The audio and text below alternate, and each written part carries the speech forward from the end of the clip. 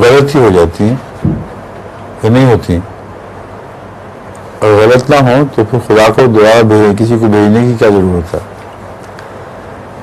रसूलुल्लाह सल्लल्लाहु अलैहि वसल्लम से पहले जितने मज़ाहिब थे उन्हीं को गलबा था दुनिया पर, कोई भी सच्चा नहीं था।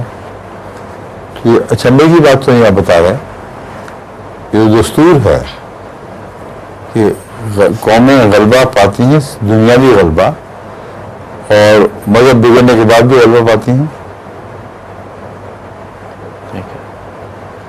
नहीं होता ऐसा? हिंदुस्तान पे गलबा है कि नहीं?